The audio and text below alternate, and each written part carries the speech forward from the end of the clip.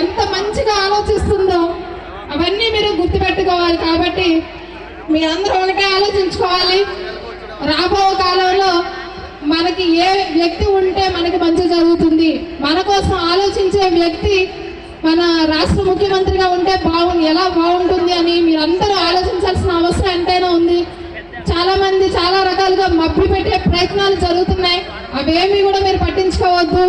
గత 5 సంవత్సరాల్లో ఏం జరిగింది, మీరు నిజంగానే లబ్ధి పొంది ఉంటే, నిజంగానే మాకు మంచి జరిగింది అనుకుంటే ఓట్లు వేయండి అనే దమ్ముగా మాట్లాడే పరిస్థితి ఈరోజు లీడర్స్కి ఉంది. కాబట్టి ఎవరైనా గడప గడపగా వచ్చి మీ దగ్గరకు వచ్చి మీకు ఏమేమి జరిగినాయి అని మీ ముందుకు వచ్చి ధైర్యంగా మాట్లాడే ఎమ్మెల్యేలు ఉన్నారు. ప్రభుత్వాలు కూడా ప్రతి ఇంటికి వచ్చి మొన్నటి వరకు 5 సురక్ష కార్యక్రమం ద్వారా ఎన్నో సర్టిఫికెట్స్ ఇవ్వడం జరుగుతుంది. అలాగే వైద్య శిబిరం మొత్తం కూడా మన గ్రామానికి వస్తుంది. గాంధీజీ ఆశించిన స్వరాజ్య పాలన ఏదైతే ఉందో దాన్ని అమలు చేసే విధంగా మన జగన్మోహన్ రెడ్డి గారి పాలన ఉంది. అలాగే అలాంటి జగన్మోహన్ రెడ్డి గారి వైపు వేరే మన దేశంలోని వేరే రాష్ట్ర ముఖ్యమంత్రులు అందరూ కూడా చూస్తున్నారు. ఎంత బాగా అమలు చేస్తున్నారు, ప్రతి సంక్షేమం ప్రతి అభివృద్ధి కూడా ఎంత బాగా చేస్తున్నారు అని మన జగన్మోహన్ రెడ్డి గారికి ఈరోజు మంచి ప్రాముఖ్యత ఉంది.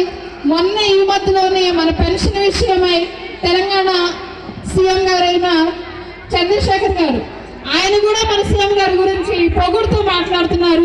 ప్రతి విషయంలో కూడా మన సీఎం గారు ఒక మాదిరిగా ఉంటున్నారు, మంచి చెయ్యాలి అనే ఒకే ఒక ఉద్దేశంతో.